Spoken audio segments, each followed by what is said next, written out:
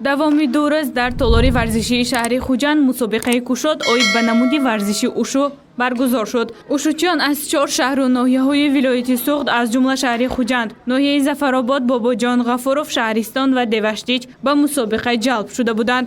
сину соли варзишгарон гуногун буд.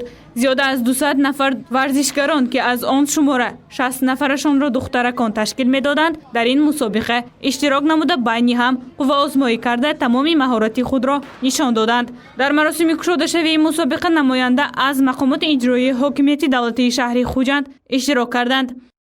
дар шаҳри Хуҷанд мусобиқаи кушоди шаҳрӣ баргузор гардида истодааст дар ин намуд ва ин мусобиқаи мо бахшида ба Рӯзи Президенти Ҷумҳурии Тоҷикистон мебошад. аз фурсат истифода бурда ман миннатдории худро ба Президенти Ҷумҳурии Тоҷикистон муҳтарам Эмомалӣ Раҳмон мерасонам ки маҳз бо талошу кӯшиши заҳматҳои он кас соҳаи варзиш дар ҷумҳурии мо хеле тараққӣ карда истодааст.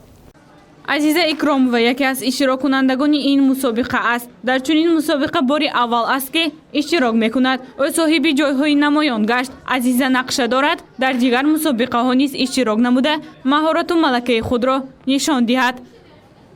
Впервые участвовала на соревновании по ушу и заняла 3-е и 1-е место. Мне очень нравится этот вид спорта, и я дальше хочу развиваться и получать 1-е места по этому виду спорта. мусобиқаи ушу 2 рӯз давом карда барои нафарони ғолиби мусобиқа медал, диплом ва тӯҳфаҳои хотиравӣ тақдим карда шуд.